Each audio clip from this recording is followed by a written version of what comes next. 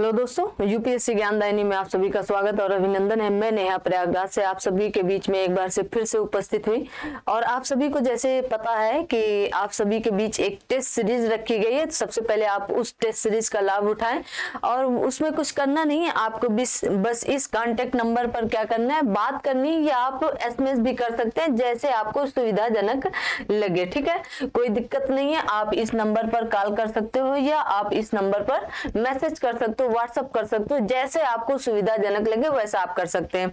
आप एक बार ये टेस्ट सीरीज लेने का प्रयास करें, मैं 100% गारंटी। मैं देखिए, सबसे पहले मैं दूसरे टीचर की तुलना अपने से या अपनी तुलना दूसरों टीचर से बिल्कुल नहीं करती हूँ। ठीक है, मैं एक स्टूडेंट की लाइफ बिल्कुल वही रखना चाहती हूँ। जो हमारे पास समस्या है, मैं वही समस्या आपके सामने परोसती हूँ कि आपके पास भी वही समस्या होगी, क्योंकि स्टूडेंट की समस्याएं लगभग कॉमन होती हैं कि प्रश्न ना समझ में आना, प्री ना निकल पाना, ये सारी समस्याएं हम आपके स्टूडेंट की ही हैं। ठीक है, तो उन्हें सॉल्व करने के लिए मैंने ये टेस्ट सीरीज लॉन्च की है और आप सभी लोग एक टेस्ट सीरीज हो भी चुका है जिन लोगों ने, क्योंकि वो ओपन टेस्ट सीरीज था, तो वो ओपन टेस्ट सीरीज था तो वो तो हो गया। बाकी जितने भी टेस्ट होंगे, अब वो जितने भी टेस्ट होंगे वो आपके पेड टेस्ट होंगे। तो प्रयास करें, बहुत ज्यादा इतना आप 599 रुपए के में 20 टेस्ट कहीं पर भी आप पहले पता कर लें। अगर वो टेस्ट इस तरह दे रहे हैं तो आप मेरे पास लेकर आना, मैं आपको फ्री टेस्ट दे दूंगी।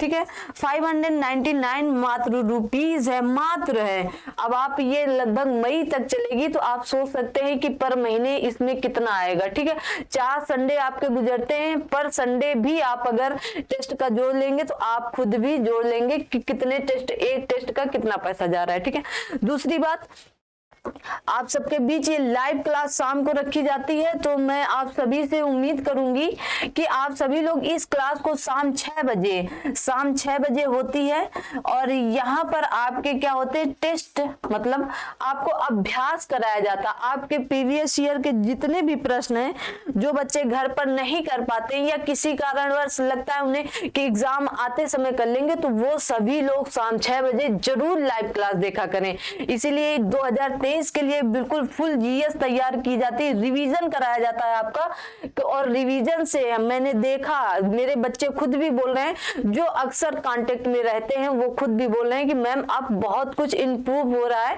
अगर मैं नहीं भी पढ़ रहा हूँ, सिर्फ क्लास ले रहा हूँ, तो वो क्वेश्चन मेरे दिमाग में रिपीट आ जाते हैं जब मैंने पेट का एग्जाम दिया। चलिए, अच्छी बात है। और ये आपका, जैसे मैंने बताया, प्री MCQs आपके यहाँ पर अभ्यास कराए जाते हैं। सभी प्रतियोगी परीक्षाओं के लिए महत्वपूर्ण प्रश्नोत्तरी होती है। शाम कितने बजे? शाम 6 बजे, ध्यान रखेंगे। और मेरे ही द्वारा कराई जाती है। सबसे बड़ी बात है कि मेरे द्वारा कराई जाती है, जो कि मैं एक ऑथेंटिक चीज के लिए बिल्कुल भरोसा करती हूँ और दूसरों से यही उम्मीद करती हूँ कि दूसरे भी हमारे पास कुछ भी परोसे तो वो हमें क्या दें, एक ऑथेंटिक चीज ही परोसे। ठीक है, तो आप सभी लोग अगर आना चाहें तो बिल्कुल दिल खोल कर आइएगा। स्वागत और अभिनंदन है आपका शाम 6 बजे। ठीक है, चलिए आज हम लोग पढ़ेंगे क्या, देखते हैं आज हम लोग क्या पढ़ते हैं। आज हम लोगों का टॉपिक है भारत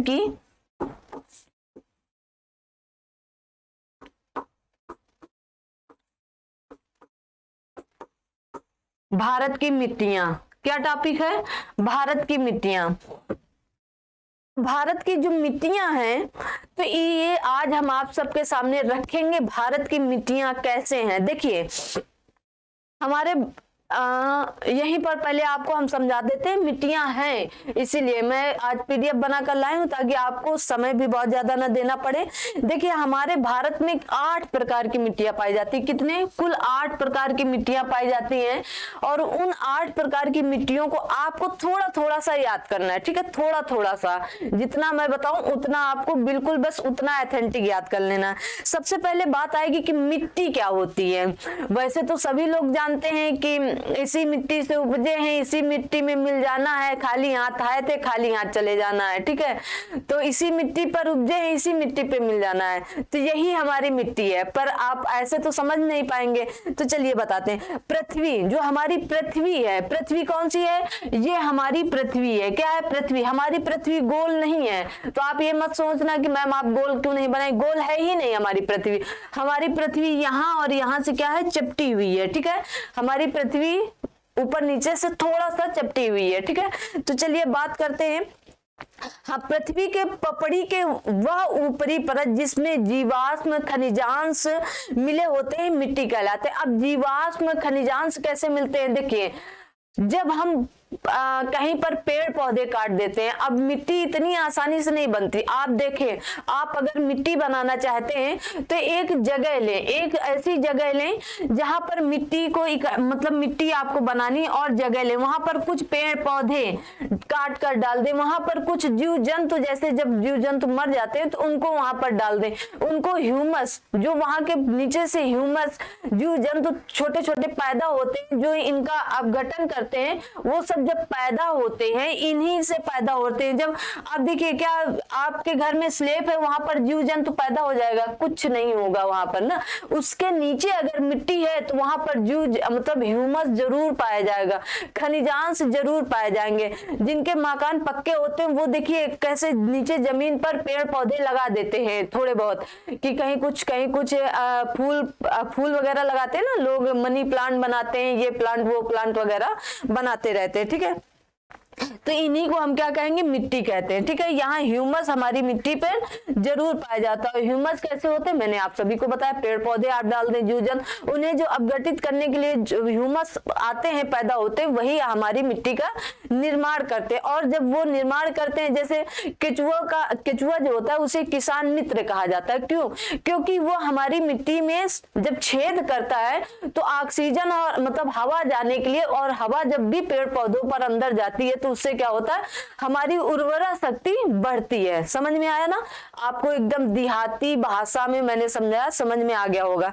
कहीं कहीं आप कहेंगे तो देहाती भाषा में बोल के भी समझा देंगे, ठीक है। अगला है दूसरी बात, मिट्टी और किसे कहा जा सकता है? देखिए, जब अपरदित होता है ना, जैसे हवा से और वायु से, तूफानों से हमारा जो पृथ्वी का ऊपरी हिस्सा है वो क्या होता है? अपरदित होता रहता है। अपरदित चट्टानों के टुकड़े लंबे समय तक वर्षा और जलवायु के संपर्क में रहते हैं तो इन पर पेड़ एवं पौधों की पत्तियों के रूप में अवसाद जमा हो जाते हैं, ठीक है। मैंने जो बात बताई वही बात है, अवसाद जमा हो जाते, इसी को ह्यूमस कहा जाता है। यही ह्यूमस युक्त चट्टानी टुकड़े मिट्टी कहलाते हैं। ये किताबी भाषा है, ठीक है, समझ गए ना? ये किताबी भाषा है। मिट्टी दो प्रकार की होती है, मैंने बताया मिट्टी 4 प्रकार की होती है, तो आप कहेंगे कि अब आप बता रहे हैं मिट्टी 2 प्रकार की होती है। सुनिए, एक मिट्टी होती है अवशिष्ट मिट्टी होती है, और एक मिट्टी होती है आपकी स्थानांतरित मिट्टी, जिसे स्थान के साथ इधर उधर किया जा सकता है। चलिए देख लेते हैं। तो अवशिष्ट मिट्टियां कौन होती हैं? जैसे जब चट्टान पर ही मिट्टी का निर्माण होता है, जब चट्टान पर ही कोई चट्टान है, अब छोटी मोटी चट्टानें होती नहीं, कोई चट्टान है, उसी चट्टान पर क्या हो गया? मिट्टी का आपके निर्माण हो गया। क्या हो गया? मिट्टी का निर्माण हो जाता है। ऐसी मिट्टी को अवशिष्ट मिट्टी कहते हैं। जैसे दक्षिण भारत का लावा निर्माण, जैसे दक्षिण भारत की लावा मिट्टी, कौन सी मिट्टी? लावा मिट्टी आपकी कैसी है? देखिए, ये चट्टान पर ही हो गए। जो आपकी लावा मिट्टी होगी वो कैसी? क्योंकि ये अवशिष्ट मिट्टी है। कैसी मिट्टी? अवशिष्ट मिट्टी है, ठीक है।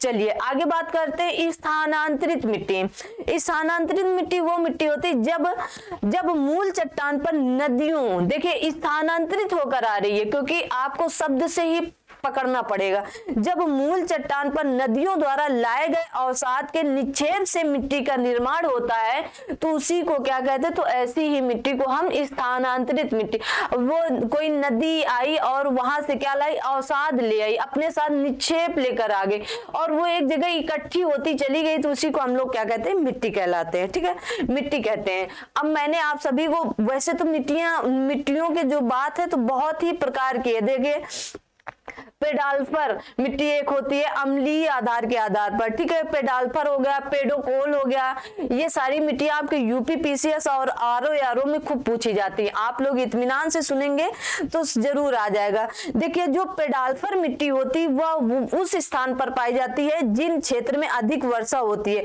उन क्षेत्रों के मिट्टी के ऊपरी परत का चूना गल कर क्या हो जाता है, निचली परतों पर चला जाता है। जहां पर वर्षा अधिक होगी तो ऊपरी परत का जो चूना होता है वो निचली, क्योंकि गल कर कहां चला जाता है, निचली परतों पर चला जाता है। तो चूने विहीन इस मिट्टी को अम्लीय या पेडाल्फर मिट्टी कहते हैं। समझ में आई बात? पेडाल्फर कहा जो अम्लीय मिट्टी होती, मिट्टी को अम्लीय या क्या कहते हैं, पेडाल्फर मिट्टी कहते हैं। कौन सी मिट्टी? जिसकी ऊपरी परत से क्या हो जाता है, चूना निचली परत में चला जाता है, ठीक है। देखिए अगली मिट्टी जैसे मैंने बताया पेडाकोल मिट्टी, आपको सुनना ज्यादा पड़ेगा, लिखना तो बहुत कम है। मिट्टियां हैं, बाकी 8 मिट्टी आपके सामने मैंने परोस दी है, अभी आगे है।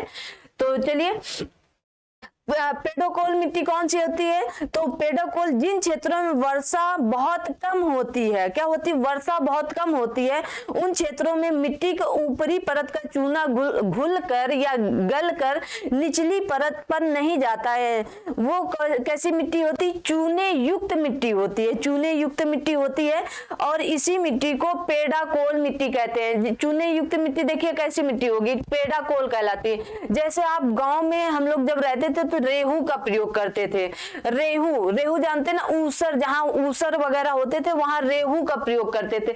और ऐसी मिट्टी से जब आप बर्तन, कपड़े कुछ भी धुलेंगे तो बड़े चमकते थे, क्योंकि उसमें चूना युक्त मिट्टी होती थी। आप चूना लगाकर कुछ भी धुलेंगे तो जल्दी साफ हो जाता है, क्योंकि वो बहुत ही खारा होता है चूना, इसलिए, ठीक है। तो रेहू, हम लोग रेहू का प्रयोग करते थे, शायद आपको याद हो बचपन में। जैसे आपका घड़ी साबुन आता था, वो भी काफी, घड़ी वो वाला घड़ी जो घुलता कम था, याद है ना, घिसते रहो केवल, और उससे फेना बहुत कम निकलता था। वो भी एक ऐसी मतलब चूना युक्त, उसमें भी हल्का फुल्का रहता था।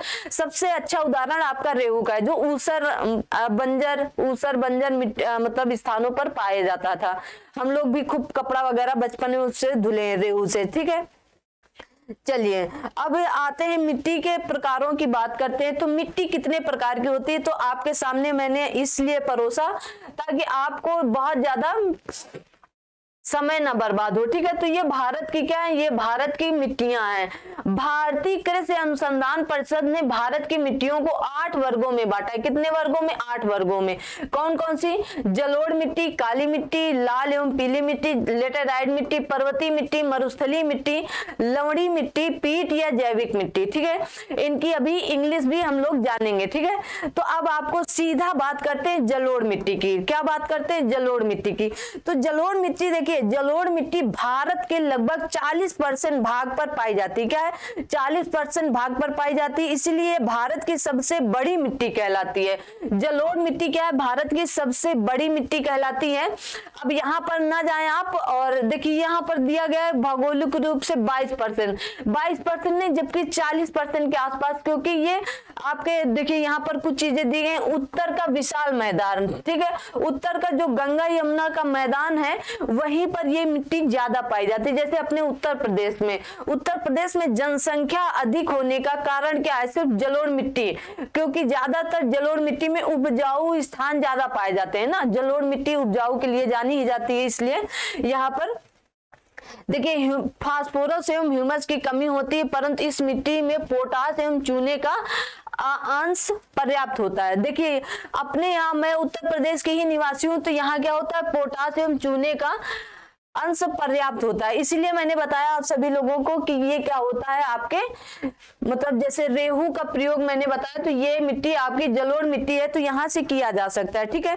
इसमें और भी बताया गया है कि पूरा मैदान, जो आपका उत्तर का पूरा मैदान है, इसी मिट्टी, जलोढ़ मिट्टी से निर्मित है। जलोढ़ कई प्रकार की है। जलोढ़ कितने प्रकार की? कई प्रकार की। भावर, तराई, बागर, खादर, डेल्टा, कितने प्रकार की है? देखिए हो सकता है यहाँ पर दिया हो कितने प्रकार की मिट्टी है। डेल्टाई भाग में भी मिट्टियां पाई जाती हैं, ठीक है। चलिए हम बताते हैं इसको अलग से, ठीक है।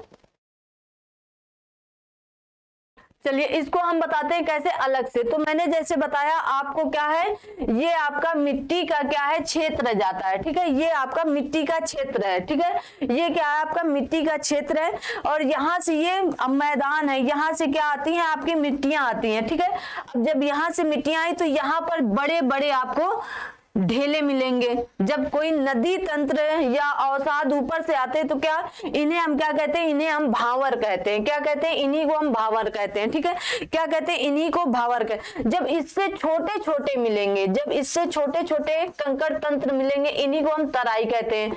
तभी कहते हैं ना कि तराई क्षेत्र में हमारी नदी जाकर लुप्त हो गई। फिर ठीक है, इसके जब छोटे छोटे, इनसे भी छोटे छोटे कण आएंगे, इनसे छोटे छोटे, तो इसी को हम लोग क्या कहते हैं, इसी को हम लोग बांगर कहते हैं। क्या कहते हैं, बांगर कहते हैं। ऐसे ही आपको समझना है और बहुत ही सरल भाषा में आपको समझाया जाता है, ठीक है।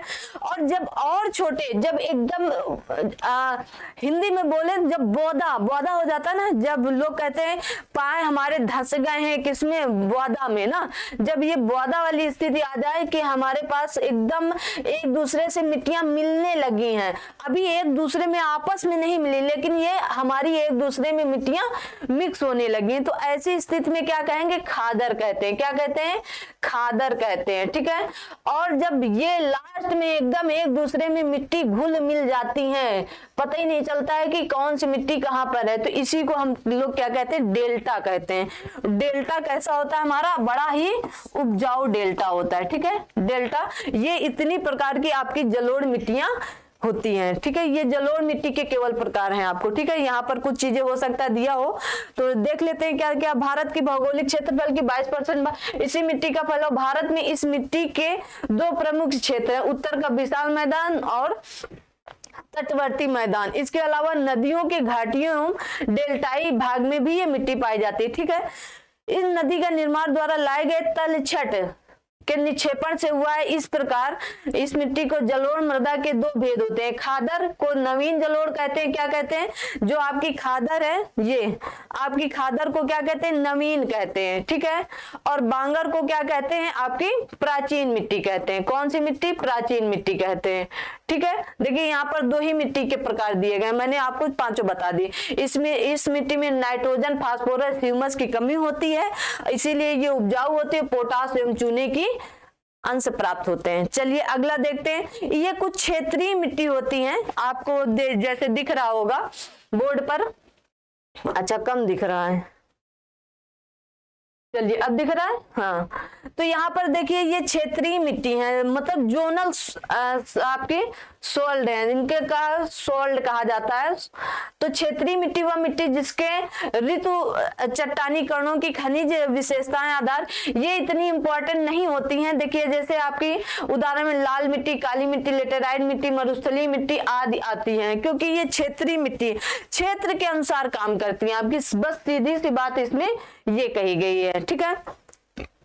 अक्षेत्रीय मिट्टी, इसमें कहा गया अक्षेत्रीय मिट्टी वह मिट्टी जो अपर्दन दूतों के निक्षेप क्रिया से विकसित हुआ है, अर्थात यह दूर प्रदेश से बहाकर लाई जाती है। महीना चट्टानी, मतलब एकदम महीन महीन चट्टानी कणों से बनी, उदाहरण में जलोढ़ एवं लोयस मृदा होती है आपकी, ठीक है। अंतर क्षेत्रीय मिट्टी, अंतर क्षेत्रीय यदि किसी प्रदेश की चट्टान रासायनिक ऋतु वाली आती है तो इसी को क्या कहते हैं, अंतरा। जैसे आपकी, जैसे में उदाहरण आपका है चूना पत्थर मृदा, रेंडजीना, टोरा रोशा आदि आते हैं, ठीक है। ये इतना इंपॉर्टेंट नहीं है तो आप इतना ध्यान नहीं देंगे। चलिए काली मिट्टी जो बहुत ही आपकी इंपॉर्टेंट मिट्टी है, ठीक है, ब्लैक सॉइल। तो यह काली कपासी मिट्टी या रेगुर मिट्टी के नाम से भी जानी जाती है। मिट्टी कपास की खेती के लिए विख्यात है, मतलब कपास के लिए ये जानी ही जाती है आपकी मिट्टी, ठीक है। किसके लिए, कपास के लिए। तो चलिए हम कपास की काली मिट्टी की बात ऐसे ही डायरेक्ट कर लेते हैं आपसे, कैसे, काली मिट्टी की, ठीक है। इसे रेगुर मिट्टी भी कहा जाता है। भारत की तीसरी सबसे बड़ी मिट्टी हो गई, कौन सी, तीसरी सबसे बड़ी मिट्टी होती है। सबसे बड़ी मिट्टी, यह मिट्टी दक्षिण भारत के लावा वाले क्षेत्र में पाई जाती है। महाराष्ट्र वाले क्षेत्र के आसपास ये मिट्टी बहुत पाई जाती है, ठीक है। जैसे गुजरात, महाराष्ट्र, कर्नाटक, तमिलनाडु आदि, यह ह्यूमस युक्त मिट्टी होती है। ह्यूमस युक्त ये मिट्टी होती है आपकी, लेकिन इसका कालापन ह्यूमस के कारण नहीं, लावा के कारण है। जो देखिए आपका लावा, जब लावा मैग्मा लावा बनकर निकला तो इसी के कारण इस मिट्टी का कलर कैसा है, काला रंग है। ठीक है, किसके कारण है, लावा के कारण है। ठीक है, लावा के कारण यह मिट्टी पानी पड़ने पर बहुत चिकनी हो जाती है। कैसी, यह मिट्टी जब पानी पाती है तो बहुत ज्यादा चिकनी हो जाती है, लेकिन जब ये मिट्टी से पानी सूखता है तो ऐसे लगता है जैसे जुते हुए खेत महसूस होता है आपको, कि इतनी बड़ी मोटी मोटी दरारें इसमें पड़ जाती हैं कि ऐसे लगता है जैसे जुते हुए खेत। ठीक है, यह कपास के लिए सबसे उपयुक्त मिट्टी मानी जाती है। ठीक है, कौन सी, कपास के लिए सबसे उपयुक्त मिट्टी मानी जाती है। इस मिट्टी का विख्यात महाराष्ट्र, दक्षिण पूर्वी गुजरात, पश्चिमी मध्य प्रदेश, कर्नाटक, आंध्र प्रदेश, तमिलनाडु, दक्षिण पूर्वी राजस्थान में है। ठीक है,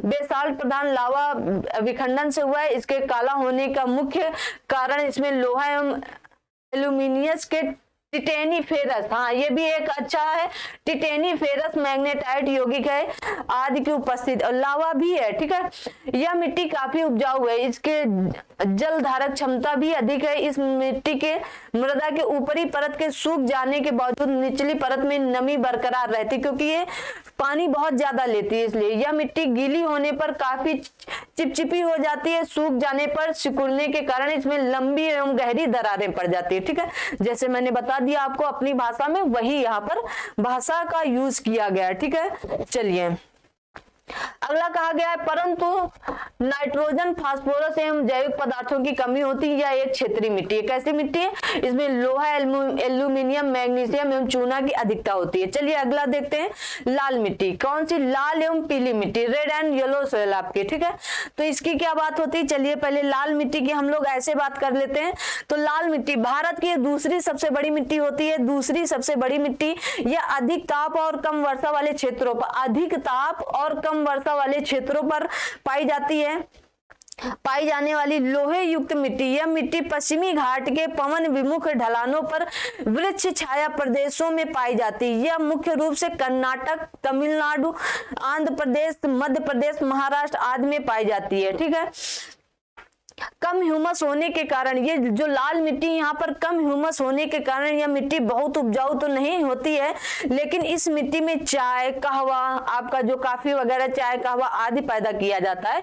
ये इस मिट्टी का सबसे बड़ा आपका बात है, और यहाँ पर आपको सब कुछ दिया गया है। ये नीच एवं खंडन से यह एक क्षेत्रीय मिट्टी है, मृदाएं एवं बालुई लाल पीले रंग की है। लोहे एवं ऑक्साइड के मिलने के कारण इनका रंग लाल होता है, लेकिन यह ज्योति ना पीली दिखाई देती है। जब ये जल आयोजित होता है, जब ये जल लेती है तो ये कैसी दिखाई देती है, तब ये पीली दिखाई देती है। लाल जब क्या कहते हैं, लाल मिट्टी जब अपनी तरफ जल लेती है, इसे जब जल दिया जाता है तब ये पीली दिखाई देती है। ठीक है, पीला हो जाता है। यहाँ पर नाइट्रोजन, फास्फोरस, ह्यूमस की कमी होती है।